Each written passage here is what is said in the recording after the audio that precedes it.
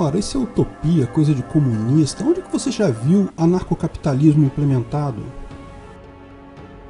Sociedades sem governo coercitivo, sem ordenamento jurídico único e sem violência contra cidadãos não são novidade. Existiram vários exemplos que se aproximaram bastante de tal paradigma ao longo da história humana, e alguns existem hoje. Nenhum de forma perfeita, é verdade, mas vários chegaram muito próximos do ancapistão ideal.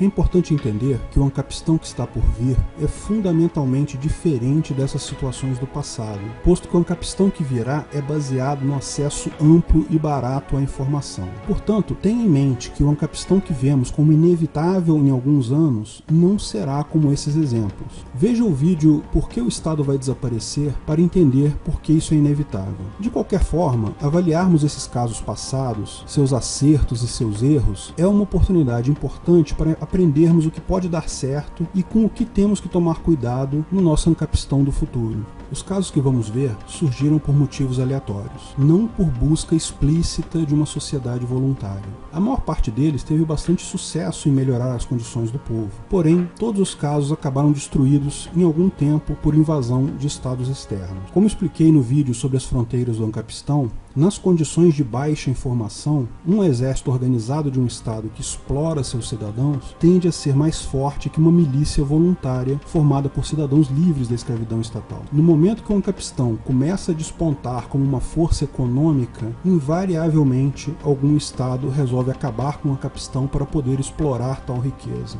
Antes de estudarmos os casos que se aproximam de fato de ancapistões no passado, vamos apontar alguns casos que são usualmente descritos como sociedades voluntárias, porém são, de fato, meros espantalhos usados por socialistas para tentar desmerecer o ancapistão. Para fazermos isso, é importante definir um critério. Entendemos que sociedades voluntárias são sociedades em que as regras de conduta são escolhidas pelo indivíduo. Os cidadãos daquela região podem ter regras, pode ter sistema de justiça, até pagar impostos, desde que possam escolher para quem vão pagar e que regras vão obedecer. Lógico, possam escolher sem ter que mudar de lugar. Também é importante que a sociedade reconheça a propriedade privada e o livre comércio, para não se confundir com outros tipos de anarquismo. Por exemplo, um espantalho comum de se ouvir aqui no Rio de Janeiro é: se quer viver sem governo, se muda para a favela. Obviamente, favelas não são ambientes livres de governo. Primeiro, porque o governo, em si, volta e meia, faz incursões lá para garantir as regras dele. Segundo, porque as favelas aqui no Rio de Janeiro, todas elas, são controladas por facções similares a governos. Eles também impõem suas regras coercitivas e usam violência para forçá-las. Em alguns casos tem até tribunal do tráfico. Todos cobram impostos de comerciantes, exploram os moradores com imposto sobre gás, sobre o gatunete. O caso aqui não é de ausência de governo, mas de disputa entre dois governos sobre uma mesma população. É o mesmo caso da Somália. Alguns socialistas colocam que houve um período no passado em que não havia governo na Somália, e portanto lá seria um exemplo do que acontece sem um governo. Isso nunca aconteceu. O que houve na Somália foi uma guerra civil duradoura que chegou a ter, em alguns momentos, 6 facções diferentes disputando o território. Ainda hoje existem áreas conflagradas e governos distintos disputando o território lá. Mais uma vez, não existiu ausência de governo, mas mais de um governo disputando a mesma área. Curioso que, nesse caso, observaram-se até algumas medidas positivas do ponto de vista econômico nesse período. De fato, a economia da Somália melhorou significativamente nesse período de violência deflagrada. Isso se deve, porém, ao fato do país ter saído de um regime comunista. Qualquer coisa, até a guerra completa, é melhor que o comunismo. Mesmo essas facções todas impondo suas regras e cobrando impostos de forma violenta dos cidadãos, isso ainda é melhor que o comunismo. Um outro exemplo é o da Kowloon City, um conjunto de prédios entre a China e Hong Kong. Embora não seja submetida nem à lei de Hong Kong, nem à lei da China, esse impressionante complexo de edifícios foi governado enquanto durou pela tríade, a máfia chinesa. Não há distinção significativa entre grupos mafiosos e governos. Se um deles está presente, não há liberdade social e econômica, portanto não é anarcocapitalismo. Existe uma outra situação também que é erroneamente apontada. Tribos de índios não contactados, por exemplo. Embora muitos deles vivam na região geográfica de um país, geralmente simplesmente não têm contato com ninguém de fora, vivem conforme seus costumes. Porém, isso não quer dizer que não exista uma estrutura de poder definida, com punições físicas para quem se comporta fora dos padrões estabelecidos. É notório que a questão dos índios é mais cultural do que uma organização formal de poder. Porém, isso não deixa de ser uma limitação da individualidade. Superados esses exemplos errados, vamos ver alguns exemplos que eu considero válidos. Embora novamente ressalte, são situações aproximadas. Todos esses casos têm características de estados constituídos, apenas algumas características próprias do anarcocapitalismo. A República de Cospaia foi um pequeno país dentro da Itália que existiu de 1440 até 1826, na região da Úmbria. Embora tenha o nome de república, não havia organização estatal coercitiva, não havia impostos, não havia legislação e nem inicialmente havia moeda. A república surgiu devido a um erro de marcação de fronteira entre os estados papais e a República de Florença. Acabou virando uma zona neutra entre esses dois estados grandes e poderosos da época.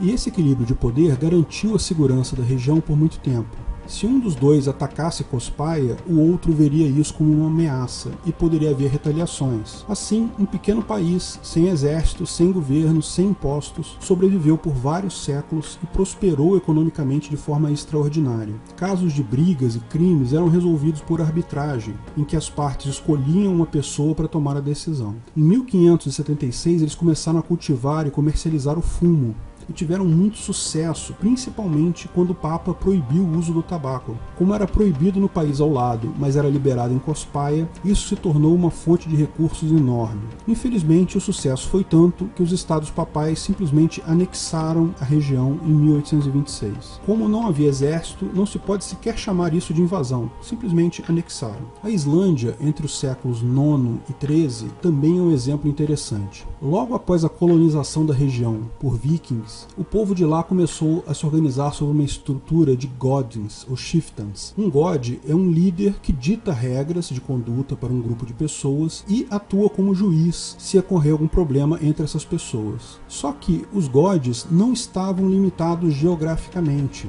e você podia escolher o god que quisesse para se associar. Também podia mudar de god, caso não estivesse satisfeito com o atual. Exatamente como as sociedades de leis privadas propostas por Hoppe. Note também que os gods faziam leis de justiça, mas não havia um poder executivo, apenas mediavam um conflito entre as pessoas. Havia ainda um conselho de gods, o Alfen, que resolvia os casos entre cidadãos de gods diferentes. E, bom, havia também algumas determinações legais oriundas desse conselho, que hoje é reconhecido como o mais antigo parlamento continuamente em operação no mundo. O fato de haverem leis comuns, lógico, se afasta do ideal anarcocapitalista. A execução de sentenças na Islândia também tinha uma característica curiosa. Se você fosse condenado em um tribunal, ou seja, por um god, e se recusasse a pagar a indenização devida, você era considerado um fora da lei, o que significa que qualquer pessoa poderia fazer o que quiser com você sem sofrer consequências no sistema. Assim, o mais comum era a pessoa fugir da Islândia ou então ser morta e ter todos os seus bens roubados. Um grande incentivo para obedecer a decisão do god.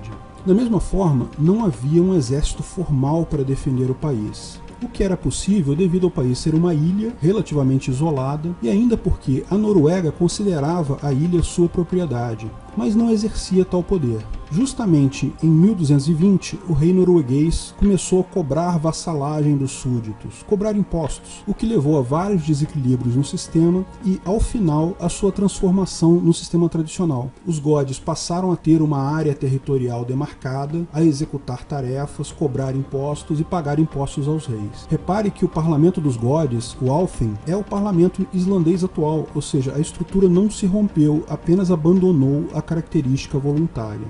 Outro exemplo é a Irlanda, outra ilha que também desenvolveu um sistema similar.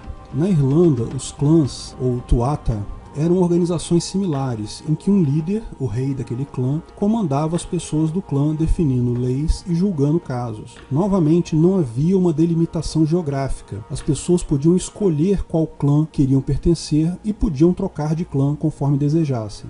Não se sabe bem o início desse sistema, apenas a partir do século VII encontra-se evidência real de tal sistema em funcionamento. Alguns historiadores, com base em poemas, acreditam que já funcionava desde o século III, porém não há evidências disso. Com a invasão inglesa no século XII e posteriormente a introdução do ordenamento jurídico britânico, o sistema foi abandonado. Os clãs ainda são definidos na Irlanda, mas hoje são apenas associados culturalmente a uma família. O'Neill, McSweeney, O'Connor, ou seja, viraram um sobrenome, sem qualquer relevância política. Note que, embora não tenham implementado toda a ideologia anarcocapitalista, pode-se observar claramente que o nosso apego ao sistema de ordenamento jurídico monolítico é uma ilusão. Justiça também pode ser servida facilmente por arbitragem ou por sistemas de leis privadas, com múltiplas legislações diferentes. Punição exclusivamente financeira e por banimento funcionam muito melhor, de forma muito mais eficiente que as alternativas de cadeia e tortura que eram o padrão da época.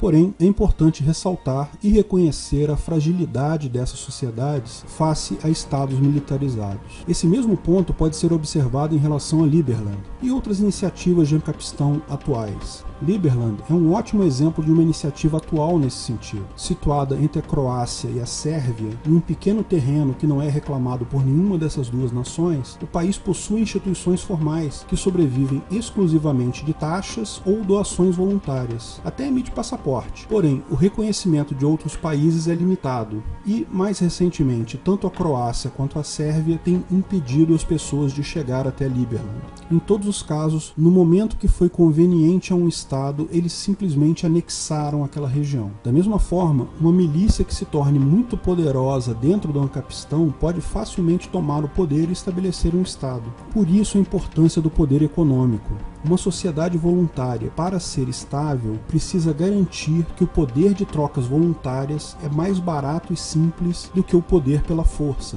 Ter um exército, estoques de armas e tudo mais é algo muito caro. A descentralização e a especialização da produção garantem não apenas um maior ganho de eficiência, mas também impedem que um grupo tenha acesso a todas as etapas da produção e montagem de um exército. Além disso, podem surgir acordos voluntários similares à OTAN, porém entre indivíduos, do tipo: se você for atacado, eu prometo ajudar na sua defesa e prometo boicotar o agressor. Muitas pessoas participando de pactos desse tipo podem ser encarados como uma barreira adicional a tais abusos, nem tanto pela defesa em si, mas principalmente pelo boicote, por parar de fazer negócios com o agressor, enfraquecendo qualquer tentativa nesse sentido. E veja como a proposta anarcocapitalista já existe hoje, em pleno funcionamento, já por alguns séculos. Sim, o anarcocapitalismo existe hoje no mundo, só que é conhecido com outro nome, chama-se de direito internacional. Países, quando interagem entre si, eles vivem no Ancapistão.